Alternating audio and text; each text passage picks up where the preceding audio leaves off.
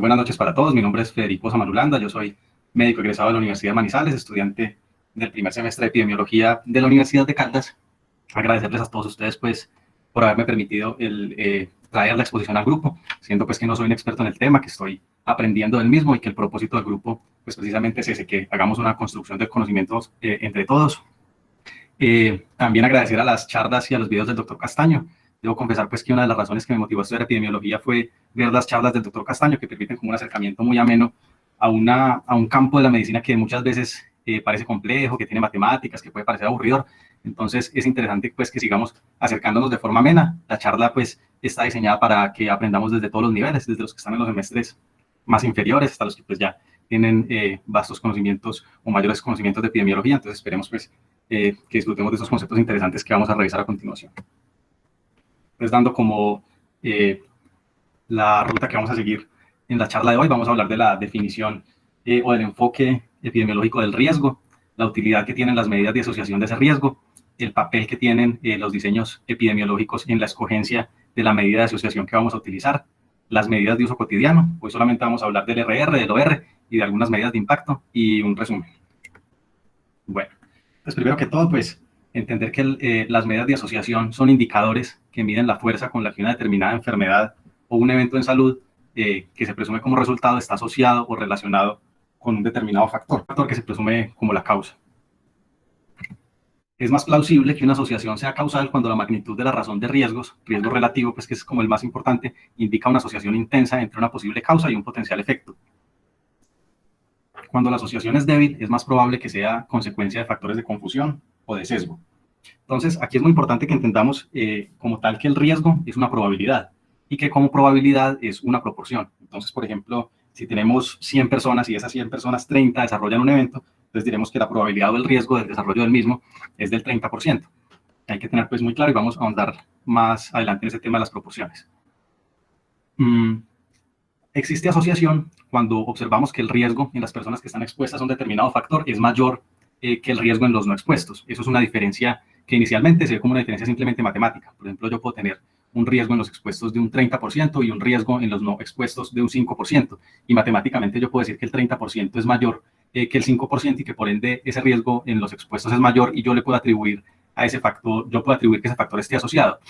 Pues eso, a nivel estadístico, pues no es así como tan simplista. El hecho de que el riesgo porcentualmente sea mayor en los expuestos que en los no expuestos no necesariamente indica una asociación. Eso depende, primero, de cómo se comporte la medida de asociación con respecto al cero, porque estas medidas pueden oscilar desde el cero hasta el infinito, y también depende de la significancia estadística.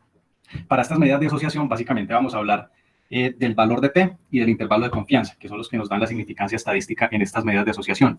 Y luego, pues, en charlas posteriores podemos ahondar más acerca del significado del valor de P. Bueno, entonces, estas medidas de asociación, como les estaba comentando, se pueden mover entre el 0, cuando hay la ausencia de riesgo, y el infinito, el número que sea.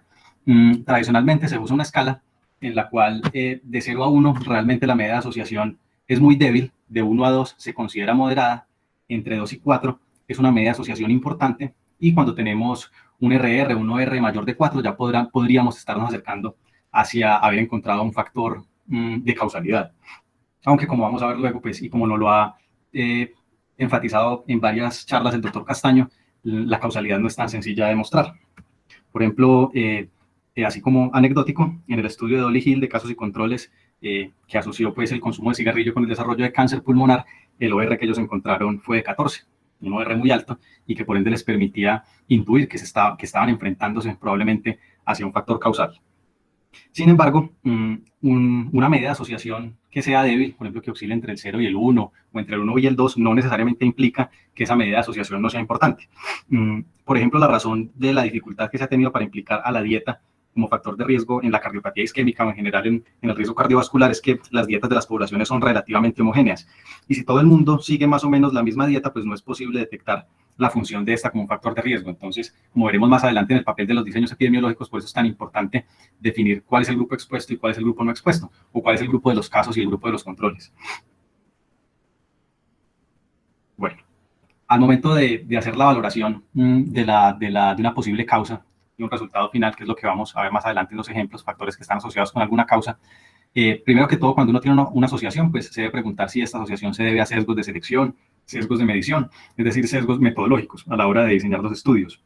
También preguntarse si se puede deber o no a fenómenos de confusión, si se puede ver simplemente a casualidad o al azar, que es lo que nos permite el valor de P a través de las diferentes fórmulas que hay de contraste y de hipótesis, y si no es casualidad, preguntarnos si probablemente estamos ante una relación causal y aplicar de esa manera entonces los criterios de causalidad que ya hemos visto en charlas anteriores. Entonces, esta diapositiva yo la traigo para mostrar que lo que vamos a hablar hoy, que son apenas dos medidas de asociación que vamos a tocar, hacen parte de una larga lista de criterios que se deben cumplir para yo llegar a atribuirle que un factor sea la causa de un efecto, ¿sí? Que para llegar a esa conclusión, pues hay que pasar, hay que cumplir varios criterios. Y la intensidad de las medidas de asociación, que es lo que vamos a ver el día de hoy, solamente es una partecita de eso. Como pueden ver, saco el puntero. Se debe cumplir, por un lado, la relación temporal, es decir, que la causa debe preceder al efecto, debe estar antes del efecto. Por otro lado, se debe cumplir la verosimilitud, es decir, si lo que yo estoy asociando es compatible o no con los conocimientos actuales. Aunque la verosimilitud en biología es un concepto relativo, porque muchas veces asociaciones que parecen inverosímiles o que salen fuera de toda lógica para los conocimientos actuales resultan siendo encontrados como factores de causalidad. Y eso finalmente pues se termina encontrando que era por la falta de conocimientos que se tenían en el momento, que hacían como inverosímil la asociación, pero que definitivamente luego se encontraba que sí era cierto. Por poner un ejemplo, hacia 1830, 1840, pues se consideraba que el cólera era transmitido por miasmas, y no fue hasta después de que se publicaron los trabajos del doctor Snow, que hemos visto algunos mapas, en la charla del doctor Castaño se mostró un mapa del cólera del doctor Snow, de cómo fue observando la distribución de la frecuencia de casos de cólera de acuerdo a la cercanía de ciertas bocatomas de agua, y cuando luego ya Pasteur describió pues la teoría de los gérmenes, es cuando finalmente se encontró una asociación entre el germen que produce el cólera, el vibrio cólera, y la enfermedad. Entonces muchas veces la verosimilitud puede corresponder simplemente a una falta de conocimientos del momento. Lo otro que se debe cumplir es el principio de coherencia, es decir, que si se han obtenido resultados similares en otros estudios. Y esto es importante porque si varios estudios en diferentes partes llegan a la misma conclusión, pues la probabilidad de que todos los estudios tengan el mismo error es muy baja. Entonces, cuando se producen los mismos resultados con diferentes estudios, pues eso contribuye a la coherencia y es otro criterio de causalidad. Está la intensidad de la asociación, que es de la que vamos a hablar el día de hoy. La relación dosis-respuesta, que también le hemos tocado en charlas pasadas, que es lo que también se conoce como gradiente, y es si un aumento de la exposición a la causa propuesta también provoca un incremento del efecto. Ahorita vamos a ver una tablita que ejemplifica eso. La reversibilidad, si la eliminación de la posible causa da lugar a reducción del riesgo en la enfermedad. Esto pues lógicamente en enfermedades que producen un daño muy rápido, en exposición a factores que producen un daño muy rápido y que ya es irreversible, pues de pronto la reversibilidad no tenga cabida dentro de los criterios de causalidad, pero en muchas otras ocasiones sí la tiene. Por otro lado está el tema del diseño del estudio. No todos los diseños son adecuados para demostrar ciertas cosas, y la consideración de los datos empíricos. Está aquí como por traer la imagen histórica del estudio del doctor Dolly Hill, de los doctores Dolly Hill, donde se encontró ese OR de 14 que asociaba el consumo de tabaco con el cáncer de pulmón, pues es que es un estudio paradigmático en epidemiología. Y aquí un cuadrito como mostrando lo que hablábamos ahorita de la relación dosis-respuesta, del gradiente. Aquí podemos ver, por ejemplo, unas personas expuestas durante una jornada laboral de 8 horas a diferentes decibelios, ¿sí? A diferentes niveles de ruido. Y podemos ver, por ejemplo, si tomamos la columna de ellos les hicieron seguimiento por 5, por 10 y por 40 años. Si vemos la columna de la observación que les hicieron a los 10 años, podemos ver que entre mayor era el nivel de ruido al que estaban expuestos, pues mayor era el porcentaje de personas con hipoacusia. Eso es lo que se denomina el gradiente o la relación dosis-respuesta, que contribuye a los criterios de causalidad. Bueno, entonces si estamos hablando que el riesgo es una probabilidad, pues debemos empezar por definir la probabilidad. La definición clásica de probabilidad son los casos favorables divididos los casos posibles. Esto, en términos más sencillos, es lo que ocurre en relación a lo que puede ocurrir. Esto, la probabilidad como tal, se considera una proporción. Una proporción en la medida que los casos favorables están incluidos dentro de los casos posibles. Un caso favorable para un evento, un caso favorable para un experimento es aquel evento que yo deseo que ocurra. Por ejemplo, lanzar una moneda hacia arriba y yo quiero que caiga cara, el caso favorable sería precisamente la cara. Y los casos posibles, pues todos los eventos que pueden ocurrir diferentes a ese que a mí me interesa. En el caso de lanzar la moneda, sería pues o que caiga cara o que caiga sello.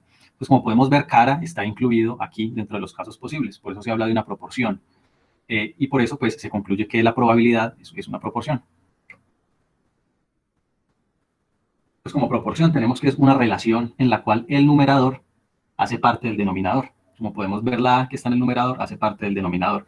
Una partecita de este denominador sube al numerador, eso es lo que se denomina proporción. Y la probabilidad, y por ende el riesgo, es eso, matemáticamente, una proporción. Aquí el ejemplo clásico pues, de lanzar la moneda para entender las probabilidades, ¿no? El espacio muestral o los eventos posibles, o los casos posibles serían la cara y el sello, que caiga una cosa o la otra. De manera que en el denominador van esos casos posibles. Sería 2, que representa la cara y el sello. Y en este experimento, digamos que yo estoy evaluando cuál es la probabilidad de que caiga cara. Entonces, probabilidad de C, de que caiga cara. La probabilidad de que caiga cara es de 1 sobre 2. Es decir, el caso favorable en este caso es la cara y los casos posibles, cara y sello 2. Para un resultado de 0.5, ¿cierto? La probabilidad de que caiga cara es del 50%. Bueno, otro concepto que debemos ir interiorizando y para las futuras charlas de epidemio son estos dos conceptos que son sencillos, pero es muy importante tenerlos frescos. El concepto de incidencia y el concepto de prevalencia. Entonces, la incidencia se define como el número de casos nuevos que ocurren en un periodo dado y la prevalencia es la suma de los casos nuevos y los viejos, ¿sí? Si se hace digamos, un estudio transversal y yo quiero mirar el porcentaje de personas que tienen diabetes mellitus en una población, esa sería la prevalencia, el número de casos de personas que la tienen. Si yo hago un seguimiento durante un periodo dado y miro cuántos casos nuevos de diabetes aparecen en ese periodo, pues eso sería la incidencia. ¿Y qué modifica la prevalencia? Pues la prevalencia la modifica o que los casos desaparezcan porque mueren, porque se pierden, o que desaparezcan porque se curan. Sería como el grifo de salida. Bueno, la incidencia y la prevalencia pueden tomar frecuencias relativas y frecuencias absolutas. Esto pues lo ahondaremos en temas posteriores, solamente era como para tener esa idea. Y las frecuencias absolutas simplemente es contar el número de casos, pero no hay un denominador, y en las frecuencias relativas existe un denominador, que sería como un comparador. Bueno, ahorita ya entrando un poquito más a cuál es el papel de los diseños epidemiológicos en las medidas de asociación, entonces, primero que todo, vamos a dar un repasito acerca de lo que se trata en un estudio de cohortes. En un estudio de cohortes lo que se pretende entonces es tomar dos grupos poblacionales, uno que va a estar expuesto a un factor de riesgo y otro que no va a estar expuesto. ¿Sí? La característica fundamental del estudio de cohortes es que las poblaciones, ambas, tanto la expuesta como la no expuesta, están sanas, no están libres del evento o del desenlace al inicio del estudio. Se les hace seguimiento durante un tiempo y finalmente se concluye de las personas que están expuestas al factor de riesgo, cuántas desarrollaron el evento. Se compara con las personas que no están expuestas, cuántos desarrollaron el evento. En general son estudios costosos, por lo que implican seguimiento, implican estar haciendo varias mediciones de las variables durante el tiempo, no son útiles para buscar enfermedades raras, por el hecho pues, que el tamaño de la muestra tendría que ser muy grande para captar una enfermedad rara, o enfermedades de baja prevalencia, pues tampoco son buenos los estudios de cohortes porque habría que seguir a las personas durante mucho tiempo para esperar a que la enfermedad aparezca. Tienen el riesgo pues, de pérdida de pacientes. Y a estos estudios se les aplica principalmente el riesgo relativo, que es del que vamos a hablar la mayor parte en esta charla. El riesgo relativo del RR es la medida de asociación reina para los estudios de cohortes, aunque los estudios de cohortes, como veremos más adelante, también se les puede aplicar el OR o el odds ratio. Bueno, y el otro diseño que nos va a servir para hablar específicamente del odds ratio, del OR, son los estudios de casos y controles, pues porque esta medida de asociación, el OR, es la que se utiliza en este tipo de diseños. ¿En qué consisten los estudios de casos y controles? Y esto lo vamos a ahondar más adelante también. La diferencia grande con los estudios de cohortes es que en el estudio de casos y controles se obtiene una población que ya tiene el desenlace, la población de casos, es decir, de personas que ya están enfermas. A diferencia de los estudios de cohortes, donde las dos poblaciones inicialmente son sanas, aquí en el estudio de casos y controles tenemos una población que ya ha desarrollado el desenlace o la enfermedad y una población que no tiene la enfermedad. Y nos vamos hacia atrás en el tiempo a indagar la exposición que han tenido dichas poblaciones a un factor de riesgo que se esté estudiando, al factor de riesgo de interés. Entonces, como podemos ver, es un análisis retrospectivo, en el cual las personas hay un grupo que ya ha desarrollado la enfermedad, que son los casos, otros que no la tienen, y nos vamos hacia atrás buscando la probabilidad de que hayan estado expuestas a cierto factor de riesgo. Estos estudios sí son útiles para estudiar eventos raros por el hecho de que ya partimos de un grupo de personas que tienen la enfermedad, a diferencia del de cohortes, que tocaría esperar a que las personas desarrollen la enfermedad. Por eso son más económicos y más rápidos, son baratos y se montan pues en menor tiempo. También permiten establecer medidas de asociación y la fuerza de esa asociación, que es el OR, permiten generar las hipótesis, pero son llamados pues el templo del sesgo, y son llamados así especialmente por el hecho de que la selección de los controles es muy compleja. Básicamente, lo que quisiera en un estudio de casos y controles es que tanto la población de casos como la población de controles sean completamente idénticas en todo, y que solamente se diferencian en la exposición que tuvo una u otra al factor de riesgo. Esa dificultad que hay para seleccionar los controles para que sean tan homogéneos con los casos es lo que puede inducir sesgo a los estudios, porque pues, primero puede que no se consigan tan parecidos o puede ocurrir algo inverso, y es que se consigan tan parecidos, entre casos y controles sean tan homogéneos que se dejen de parecer tanto a la población general y pues el estudio pierda su validez externa. Bueno, entonces en cuanto al riesgo relativo, en general hay cierto indicio de que el factor de riesgo sea una causa cuanto mayor sea la razón del riesgo del grupo expuesto en relación con el grupo no expuesto. Un tema hasta acá simplemente numérico, como habíamos hablado, que oscila entre el 0 y el infinito. Obviamente, entre más grande sea el número, pues más probabilidad hay de que ese factor de riesgo que estoy investigando sea la causa del evento en cuestión. Para empezar a hablar del riesgo relativo, entonces vamos a repasar la famosa tabla de 2x2 o tabla de verdad o tabla tetracórica, que se utiliza para muchas cosas en epidemiología. Cuando hagamos la charla de rendimientos de pruebas diagnósticas, también vamos a utilizar esta tabla de 2x2, entonces es importante que nos vayamos familiarizando con ella. La tabla consta pues de 4 casillas internas, de unos marginales, y en cuanto al riesgo relativo, entonces vamos a tratar de extrapolar lo que es un estudio de cohortes a esta tabla de 2x2. Iniciamos con una población de personas que van a estar expuestas a un factor de riesgo, ¿sí? Esos expuestos son A y B. A más B es la suma de la población que va a estar expuesta al factor de riesgo. Y las dos casillas inferiores, C y D, hace parte de la población que no va a estar, el grupo que no va a estar expuesto al factor de riesgo, C más D. Finalmente, vamos a obtener unos desenlaces, que son unas personas que se van a enfermar y otras que no. Los enfermos corresponderían a la suma de las casillas A más C, es decir, a la columna de la izquierda, y los sanos, o los que no desarrollaron la enfermedad al cabo del seguimiento, corresponderían a la suma de la casilla B más D, es decir, la columna de la derecha. Y ya vamos a ver cómo vamos a empezar a jugar con esas casillas para obtener estas medidas de asociación. Por ahora, acá lo que podemos decir es que, por ejemplo, la casilla A hace parte de las personas expuestas al factor de riesgo que sí desarrollaron la enfermedad. La casilla B hace referencia al grupo de personas expuestas al factor de riesgo que no desarrollaron la enfermedad, y así sucesivamente. C serían los no expuestos que sí desarrollaron la enfermedad, y D los no expuestos que no desarrollaron la enfermedad. Y entonces uno se preguntaría aquí, pues, ¿cómo así que sin estar expuesto desarrolló la enfermedad? Pues sí, pues porque partimos del principio de multicausalidad o multifactorialidad, en la cual pues una enfermedad no está producida por un único factor, de manera que estas personas no expuestas, digamos no expuestas al consumo de tabaco, pues igual pueden desarrollar cáncer de pulmón por muchas otras causas. El riesgo relativo, entonces, el riesgo relativo es una división, ¿sí? Es una relación. Y es una relación entre dos proporciones. Como podemos ver, arriba hay una proporción A sobre A más B. Miren que esta A que está en el numerador hace parte del denominador, es una proporción. Y abajo hay otra proporción, C sobre C más D. Miren que esta C que es parte del numerador también hace parte del denominador, es decir, es otra proporción. Y es la relación o la razón entre qué proporciones. Pues arriba va a estar una proporción que es la de personas expuestas al factor de riesgo que desarrollaron la enfermedad, es decir, A sobre A más B. Es la incidencia en expuestos. Es tomar esta fracción A, que son los expuestos que desarrollaron la enfermedad, y compararla con un denominador que son todos los expuestos. Y abajo es el riesgo de enfermar en los no expuestos, o los casos nuevos o la incidencia en no expuestos. ¿Qué es la incidencia en no expuestos?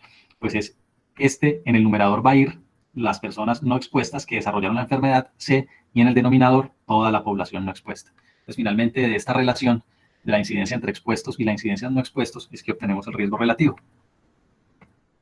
Entonces, para entrar como en un ejemplo, así es mucho más fácil comprender las cosas, digamos que tenemos un estudio que pretende evaluar el uso del transporte público y la incidencia de COVID-19.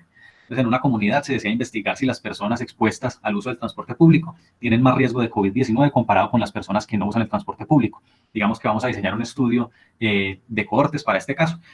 Vamos a tomar una población de personas que se desplazan en transporte público, pues que tienen que coger buseta o taxi para desplazarse a sus lugares de trabajo. Esa sería la cohorte expuesta. ¿Expuesta a qué factor de riesgo? A usar el transporte público. Y la vamos a comparar con otro grupo de personas, la cohorte no expuesta, pues que son personas que digamos que tienen que ir van al trabajo en bicicleta o van en carro particular o no salen de la casa, en fin, no utilizan el transporte público. Esa sería la cohorte no expuesta. Y les vamos a hacer seguimiento a lo largo del tiempo. Y vamos a ver en un periodo dado cuántos casos nuevos de COVID-19 hay en las personas expuestas al transporte público y cuántos casos nuevos de COVID-19 hay en las personas no expuestas al transporte público. Nos devolvemos a esta parte de la relación. Aquí en el numerador vamos a poner el número de personas expuestas al transporte público que desarrollaron COVID-19 y abajo irían los casos nuevos de COVID-19 en las personas que no usaron el transporte público. Entonces, bueno, obtenemos esta tabla de 2x2. Esta tabla de 2 por 2, entonces era lo que habíamos hablado ahorita. Hay una primera fila, que es la fila de todos los expuestos. Entonces, reclutamos 70 personas que hacen uso del transporte público. Y la fila de abajo son 90 personas que reclutamos que no hacen uso del transporte público, los que van en bicicleta o en carro particular, en fin. Y al cabo de un tiempo miramos de estos expuestos, observamos que 25 desarrollaron COVID-19, mientras que 45 de los que usaban transporte público no desarrollaron COVID-19. Y aquí, en el grupo de personas que no usa el transporte público, 16 desarrollaron COVID-19 en el periodo de seguimiento y 74 no lo desarrollaron. Como podemos ver, los marginales simplemente son la suma. Entonces aquí la suma de todos los expuestos, 25 más 45, 70, esos son los que montaron el transporte público, 16 más 74, esa es la suma de los no expuestos, 90. Aquí tenemos este numerito 41, es el total de positivos para COVID-19, 25 más 16, sí, se suma esta columna. Y este 119, la sumatoria de las personas que dieron negativas para COVID-19, que no lo desarrollaron, 119. Y este numerito acá de esta esquina es el N, el total pues de todos los pacientes, 160. Bueno, entonces finalmente lo que obtenemos aquí, arribita, esta es la proporción de personas expuestas al transporte público que desarrollaron COVID-19, que es 25, que son las personas expuestas que desarrollaron COVID-19, sobre el denominador, que es el total de expuestos. ¿Sí? Entonces, el total de casos de COVID-19 sobre el total de expuestos al transporte público. Y abajo tenemos la incidencia en no expuestos. De las personas no expuestas, 16 desarrollaron COVID-19 de los no expuestos. El denominador, obviamente, entonces, será la suma de todos los no expuestos, que es 90. Hacemos estas divisiones, a 2570.357, 16 sobre 90.177, y se hace la división a su vez de cada uno de estos números. Pues esta relación de estos dos números, 357 dividido 177, y esto nos da un 2, nos da un valor. Ese 2 es el famoso riesgo relativo. Entonces, como pueden ver, es un valor que es resultado de comparar el número de casos nuevos de COVID en los expuestos sobre el número de casos nuevos de COVID en los no expuestos. ¿Qué significa este 2?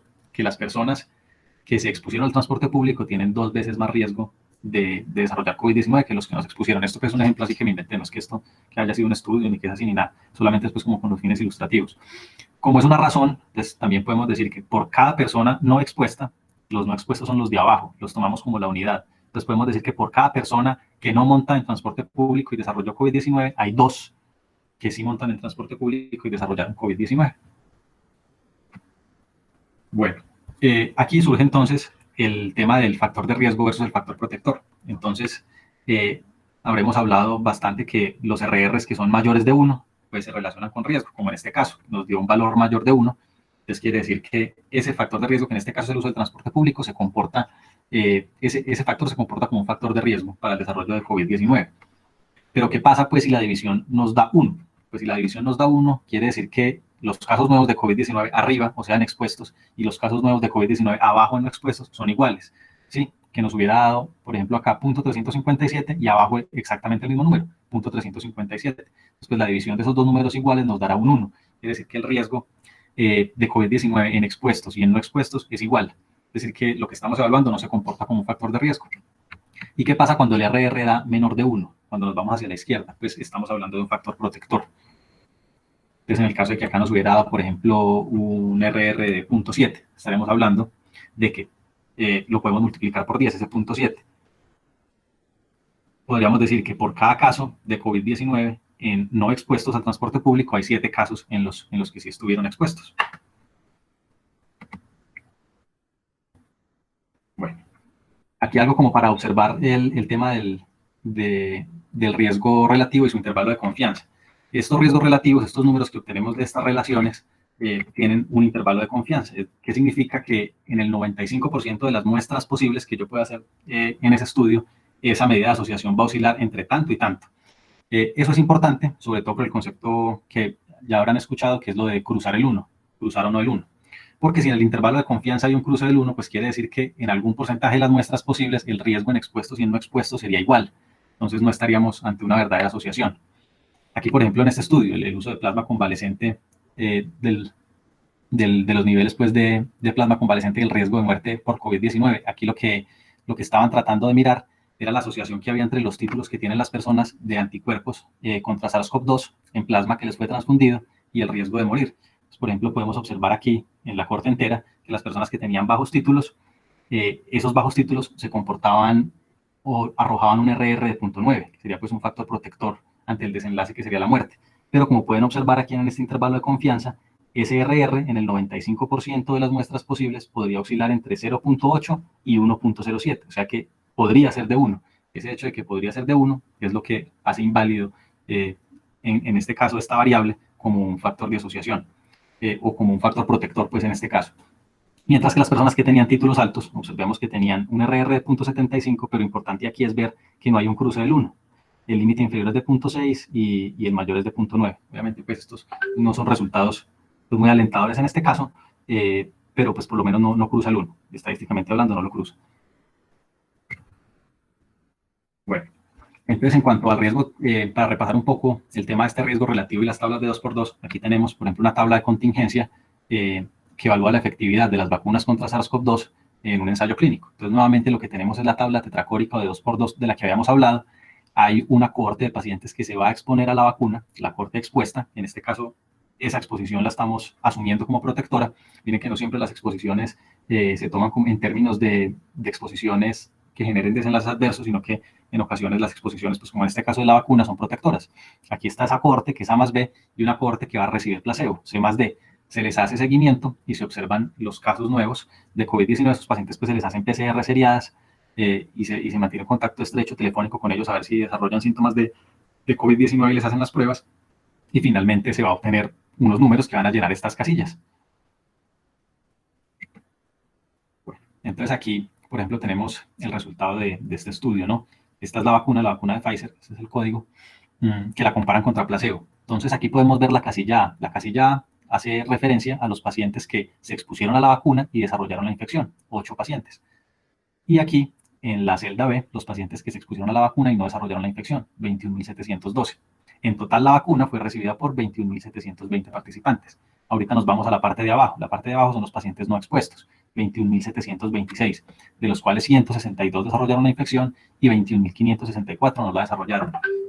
Entonces uno, a simple vista, pues matemáticamente diría que obviamente hubo más casos de infección, sí, 162 casos de infección en el placebo, hubo más que en los que estuvieron expuestos a la vacuna, pero obviamente esto tiene que surtir pues un contraste de hipótesis que parte de que el valor de P sea menor de 0.05, es decir, que estas diferencias que yo estoy observando se deban realmente a la intervención y no al azar, y luego de que esa asociación es estadísticamente significativa con el valor de P, nos vamos a ver esa fuerza de la asociación a través de una medida de asociación, que en este caso es el riesgo relativo.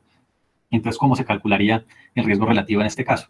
Entonces, arriba, en los casos nuevos, en los expuestos, sería 8, que es el número de casos nuevos, sobre el total de expuestos a la vacuna, 21.720, que es este de acá. Eso nos da un valor. Y abajo, en el denominador, vamos a tener el número de casos nuevos en placebo, 162, y el denominador, el número de personas que recibieron placebo, 21.726. Luego se hace una división adicional de cada uno de esos valores y obtenemos este riesgo relativo de 0.05. Como estamos hablando ahorita, cuando el riesgo relativo es menor de 1, pues es porque la intervención o el factor de exposición se comporta como protector. Esto es como muy contraintuitivo, como no es como muy diciente verlo así, ¿no? Como un RR de 0.05. Bueno, pero ¿eso qué significa finalmente? Pues uno podría decir que por cada caso de infección en el grupo placebo hay 0.05 casos de infección en el grupo vacunado. Eso no da como mucho que decir. Entonces se puede utilizar la amplificación. Esto puede ser multiplicado por 10 o multiplicado por 100. En caso de que multipliquemos este R por 100, bueno, aquí obtenemos un 5 y entonces ahí sí lo podemos interpretar de una manera que es mucho más diciente. Cuando multiplico por 100, entonces digo que por cada 100 personas que no estuvieron expuestas a la vacuna, o sea, que recibieron placebo, que por cada 100 personas en el grupo de placebo que desarrollaron la infección, hay 5 personas vacunadas que desarrollaron la infección. ¿Sí? 100 en no expuestos y 5 en expuestos.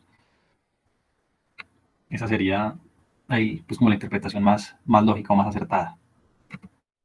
Bueno, finalmente, y esto pues lo vamos a ver más adelante en lo de la reducción del riesgo absoluto y la reducción del riesgo relativo.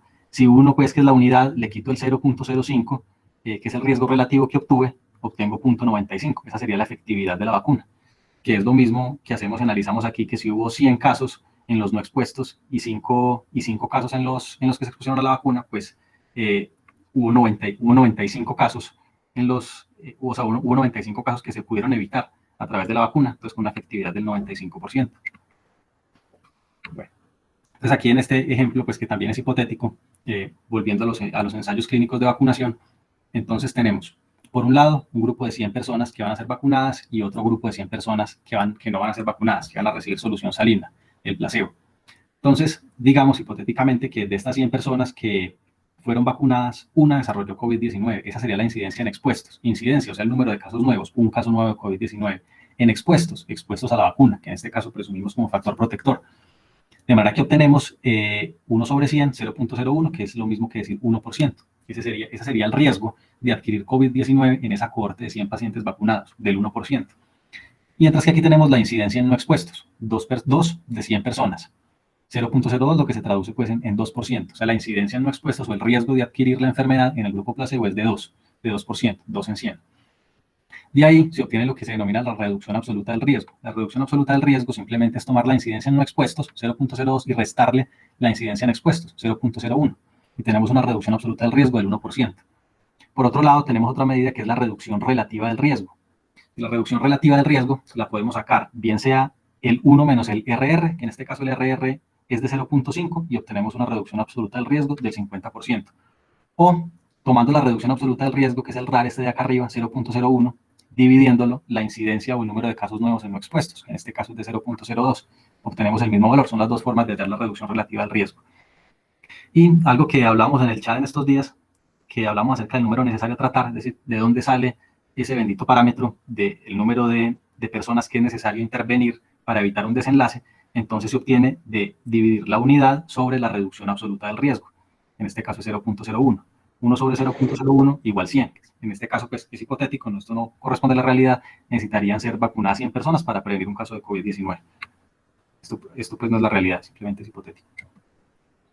Bueno, entonces nos quedamos en que el riesgo relativo podemos obtener un resultado que sea mayor de 1, en el cual el factor que estamos estudiando se comporta como de riesgo para el desarrollo de la enfermedad. Podemos obtener un riesgo relativo menor de 1, caso en el cual el factor se comportaría como protector, o podemos obtener un riesgo relativo de 1, en el cual no conferiría ningún riesgo la exposición a ese factor.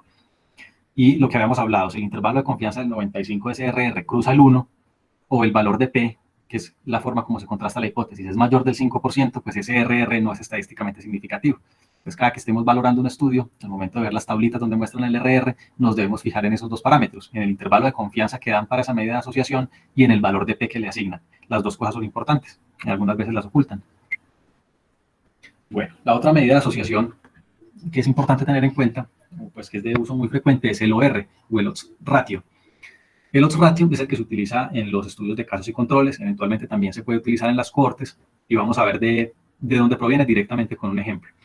Entonces aquí, para que estén muy atentos acerca de la direccionalidad con la que se analizan los eventos aquí, es la gran diferencia del estudio de casos y controles con el de cohortes. Este que vamos a leer acá es un estudio de casos y controles. Se realizó un estudio que pretende evaluar si el uso del vapor, cigarrillo electrónico, se relacionaba con el diagnóstico posterior de fibrosis pulmonar o una neumopatía intersticial difusa o cualquiera de esas. Se tomaron 100 pacientes con fibrosis pulmonar y 200 sin fibrosis pulmonar. Luego se les interrogó por el uso del vapor y se encontró que de los enfermos lo habían usado 30 y de los sanos 12. Entonces, ¿cuál es como la lógica del diseño de estos estudios de casos y controles? Que como podemos observar, no partimos de una cohorte expuesta y no expuesta, sino que partimos de una cohorte enferma y una cohorte sana. La cohorte enferma es esta columna, la columna de los casos. ¿Sí? Pacientes con fibrosis pulmonar, ya la tienen diagnosticada. Y vamos a tomar otro grupo de pacientes que no tienen la enfermedad, que son los controles, que son la columna de los controles, ¿cierto? Entonces, 100 pacientes con fibrosis pulmonar vamos a tomar y 200 pacientes sin diagnóstico de fibrosis pulmonar. La idea es que estos controles, estos 200, sean muy parecidos a los casos, excepto en el antecedente que les vamos a averiguar. Nos vamos hacia atrás y se le pregunta a los pacientes por el uso del vapor. Entonces, digamos que de estos 100 pacientes con diagnóstico de fibrosis pulmonar, 30 dijeron que habían usado vapor, 70 no lo habían usado.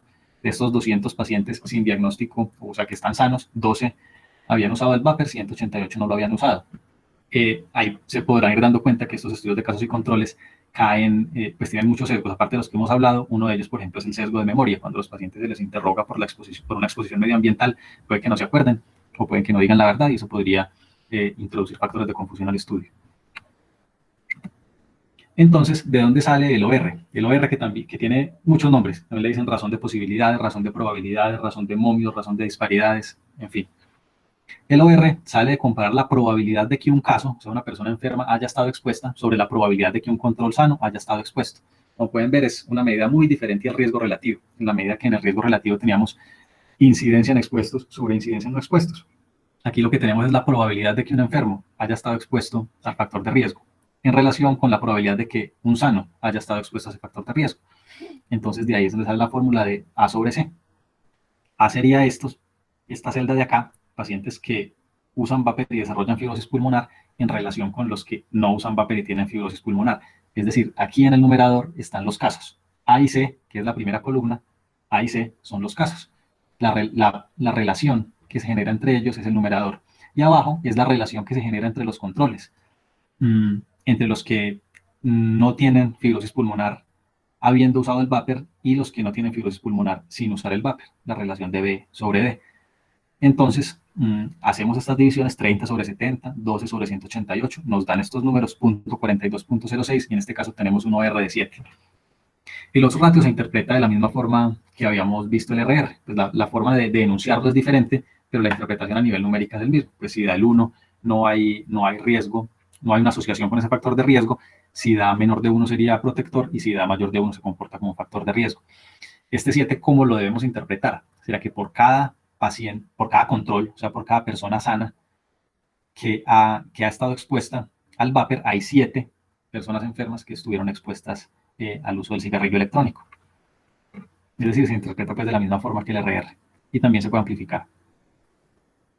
Entonces, ¿qué significa, por ejemplo, una razón de disparidades de 2? Una razón de disparidades de 2 significa que hay 2 veces más probabilidades de que las personas con la enfermedad hayan estado expuestas a un factor de riesgo X. ¿Sí? ¿Qué significa una razón de disparidades de 1? Es que la probabilidad de que un control haya estado expuesto al factor de riesgo es la misma que la de un caso. ¿Y qué significa una razón de disparidad de 0.4? Nuevamente, al ser menor de 1, se comporta como protector. En este caso lo podemos amplificar, ¿sí? 0.4 lo podríamos multiplicar por 10 o lo podríamos multiplicar por 100 para hacer más intuitiva la lectura. Bueno, el OR, pues sí es bien importante. Por ejemplo, aquí comparan varios estudios de casos y controles. Esto es un gráfico de Forest Plot. Cada uno de los cuadritos negritos es un estudio de casos y controles, cada uno de los cuales en este ejemplo está evaluando el riesgo de fisura palatina en los neonatos de madres que fumaron durante el embarazo, comparados con hijos de madres que no fumaron. Entonces se toma un grupo de pacientes con el desenlace, que es el de fisura palatina, y un grupo de neonatos sin el desenlace, es decir, sin fisura palatina. Ahí tendríamos los casos y los controles. Y nos vamos a preguntarles a las madres si fumaron o no durante el embarazo. Cada puntico negro es un estudio diferente. Y como podemos ver, aquí tenemos el 1. Por encima de 1, cada cubito de esos es el OR que obtuvo cada uno de esos estudios al relacionar el tabaquismo con el riesgo de fisura palatina. Entonces, miremos, por ejemplo, que este estudio de acá cayó justo, pues tuvo un OR de aquí puede haber sido de, no sé, 1.1, 1.2. Y miremos, por ejemplo, este puede ser, por ejemplo, un OR de 1.7, 1.8, ¿cierto? Pero importante no es solo mirar los cuadritos negritos, sino también las rayas horizontales. Esas rayas horizontales son precisamente los intervalos de confianza de los que estábamos hablando. Entonces miren cómo hay unas rayas que cruzan el 1 y hay otras rayas como esta, por ejemplo, que no cruzan el 1, que están siempre por encima. Ese es el intervalo de confianza de los ORs. Y el tamaño de los cuadros se refiere a la importancia que haya tenido el estudio a la hora de generar el OR común o el OR promedio, que es el que se saca pues, de promediar los ORs de todos los estudios. Este rombito que está acá, que no está coloreado, es la conclusión final de haber analizado todos los estudios de casos y controles. Y el extremo, cada uno de los extremos o vértices de este rombo es el intervalo de confianza. Por eso este no tiene una raya grande como los demás, sino que es un rombo solo. Y cada uno de los vértices, derecho e izquierdo, es su intervalo de confianza. Entonces, bueno, ahí como un ejemplo pues muy práctico de lo que es, de la forma como se utiliza el OR. Bueno, y para llegar a algunas conclusiones acerca de la charla, entonces pues tenemos que los otros ratios se utilizan en estudios de cohorte o en estudios de casos y controles, pero pues principalmente son utilizados en los estudios de casos y controles, en los cuales la probabilidad de que en los cuales se interpreta como la probabilidad de que un caso haya estado expuesto al factor de riesgo dividido la probabilidad de que un control haya estado expuesto a dicho factor. Y en un estudio de cohorte, pues ese otro ratio sería la probabilidad de enfermedad en el grupo expuesto dividido la probabilidad de enfermedad en el grupo sin exposición. El riesgo relativo se utiliza únicamente en los estudios de cohorte o en los ensayos clínicos aleatorizados. Eso por el hecho de que recordemos que el riesgo relativo era incidencia no expuestos sobre incidencia en no expuestos. Y la incidencia se refiere a casos nuevos. Y para yo contar casos nuevos, pues debo tener un seguimiento. Esa es la razón por la cual el riesgo relativo no se puede sacar de un estudio de casos y controles, porque los estudios de casos y controles no tienen un seguimiento hacia adelante, no cuentan el número de casos nuevos.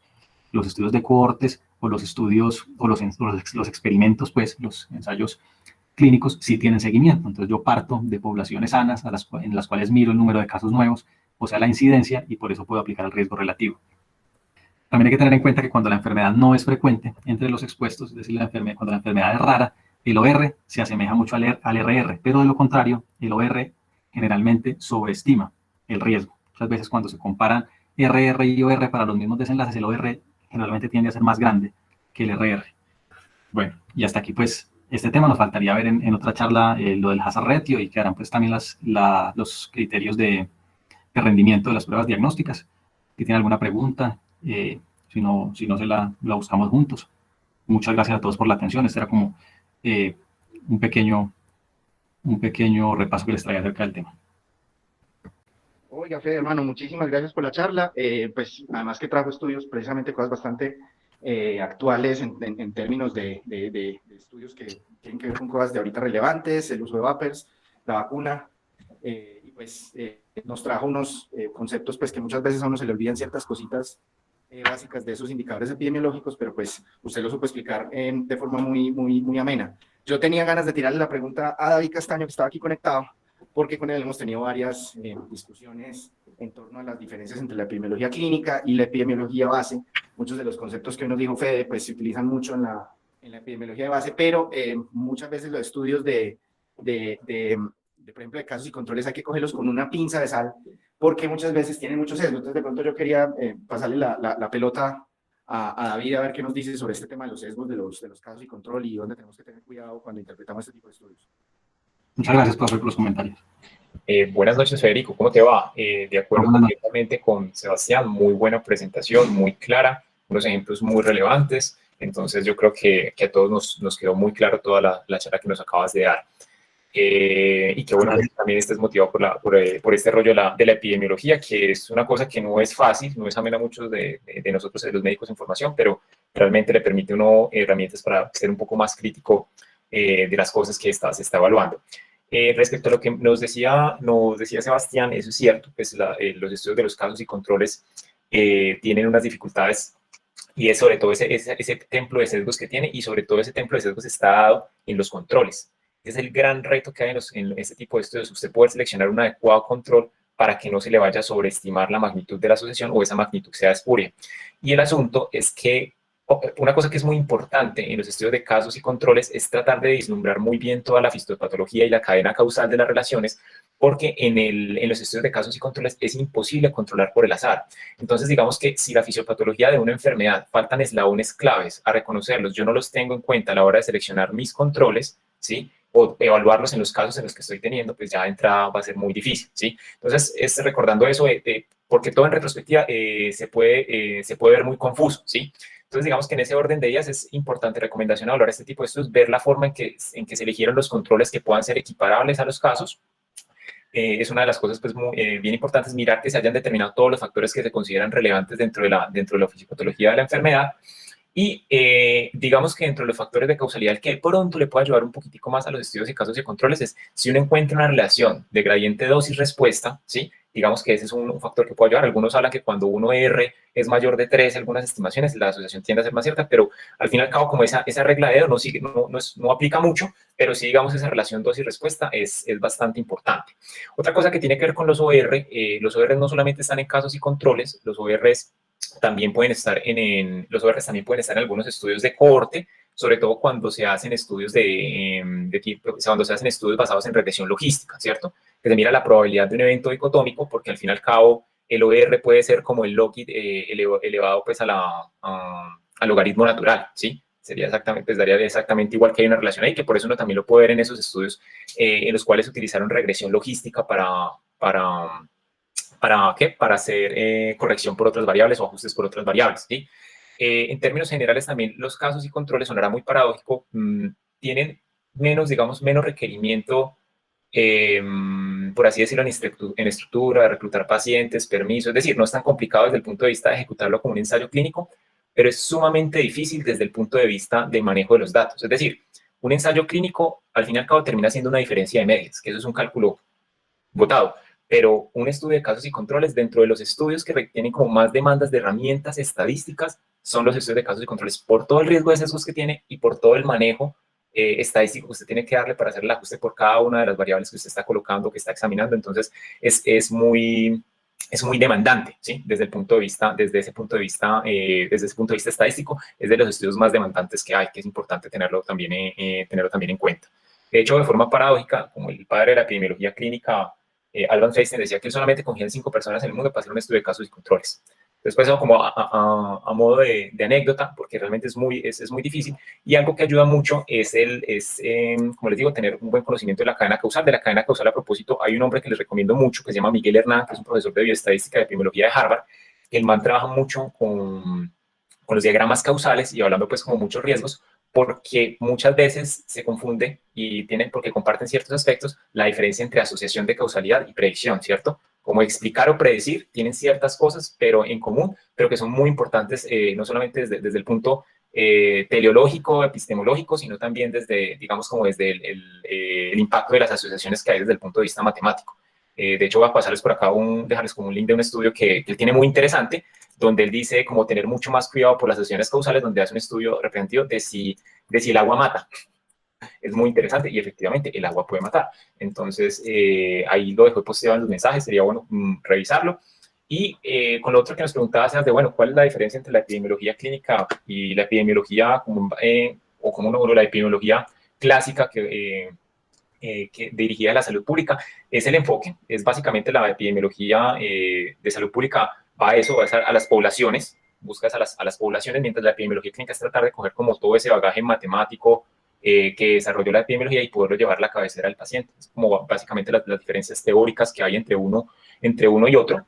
Y casi que la diferencia en términos, casi que, por ejemplo, algo que es muy particular de la epidemiología clínica son lo que tienen que ser estudios de síntesis de resultados, todo este aspecto de los metaanálisis que normalmente se desarrollaron propiamente con la epidemiología clínica y que no estaban con la epidemiología de salud pública. David, una pregunta, en lo que nosotros hacemos en GRAM, ¿qué escenarios específicos vos utilizarías un casos y control, o uno siempre debería hacer, pues digamos, lo que nosotros tenemos, un esfuerzo siempre por tratar de buscar otro diseño metodológico? No, sabe que en GRAM sirve mucho del casos y controles, específicamente para los brotes.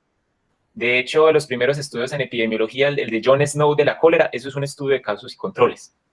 O sea, desde el punto de vista metodológico, pues obviamente no tiene las asociaciones, eso es un estudio de casos y controles y sirve mucho, sobre todo en brotes epidémicos. De hecho, por ejemplo, es muy bonito la historia en los pacientes con VIH, cómo fueron como circunscribiendo cada vez mejor, antes de identificar el virus, los posibles causas. Entonces, cuando usted empezó a mirar los controles y usted empezó a notar, venga, esto es más común en hombres homosexuales, en personas con drogas intravenosas, entonces, ¿será que esto es algo que está en la sangre? ¿Será que esto se transmite por relaciones sexuales? ¿O será que algo que está en las drogas? Porque incluso dentro de los primeros estudios, curiosamente, el popper aparecía como un mecanismo o una posible explicación del VIH, porque los estudios in vitro mostraban que altas dosis podría generar un defecto funcional en los linfocitos T y era ampliamente consumido por drogadictos y era una droga muy común entre homosexuales. Entonces, en algún momento, antes de identificarse o pensar el virus, se pensó que la inmunodeficiencia adquirida realmente era una intoxicación crónica. Entonces, miren que, y si usted coge y le corrige todas las cosas, pero lo mismo es usted no conocer la fisiopatología de la enfermedad, muchas veces lo que le impide a usted corregir por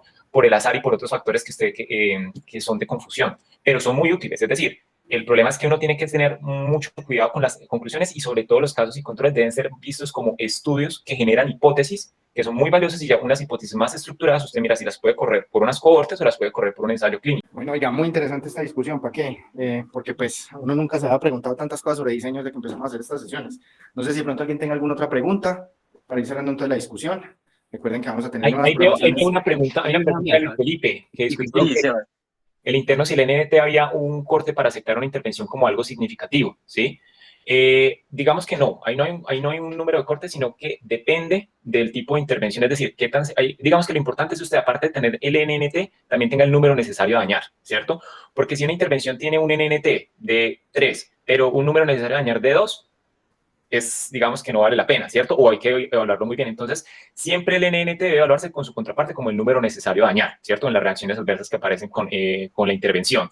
Y lo otro es que, suponiendo que digamos que la relación NNT-NND sea alta, es decir, que la probabilidad de daño sea bajo, lo otro que usted tiene que mirar es, digamos, si realmente eso es valioso para el paciente. ¿Sí? Ya usted empieza a mirar, son las preferencias del paciente, mirar las probabilidades, mirar si el paciente está dispuesto a someterse a esa intervención que pueda ser molesto o no para tener la posibilidad de tener ese resultado, ¿cierto? También mirar, porque el NNT también es una medida como sumario para tratar de entender la posibilidad del desenlace, pero el otro hay que entender el desenlace en su totalidad, ¿cierto? Entonces, cuando usted le dicen prevenir un infarto, cuando usted ya le da la magnitud del tiempo, o por lo menos cuando le dicen evitar un episodio de migraña, ¿cierto? Eso que viene a hacer en ese tipo de cosas. Entonces, digamos que es muy importante mirar la naturaleza propia del desenlace, ¿sí? Si es mortalidad, ¿sí? Porque si pues, el número necesario a tratar es de un factor clínico débil, pues realmente su valor no impacta mucho. Ejemplo, el NNT de personas que tengan que tratarse con cierto medicamento hasta que logre una hemoglobina glicosilada en metas.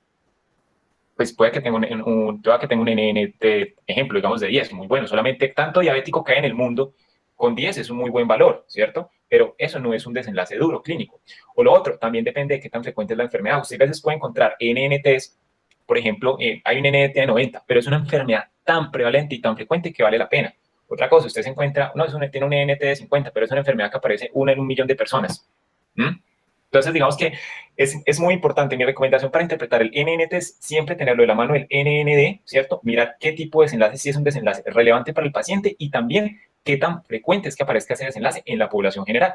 Con esos factores usted puede definir si realmente esa medida de asociación tiene valor para su práctica clínica o no. Y pues también exponérsela al paciente, porque esto la idea es que el paciente también pueda decidir y parte de eso se puede explicar un poquito, que entienda un poquito todo este lenguaje de probabilidades, que él se quede con una idea y que él pueda tomar decisiones también sobre su salud.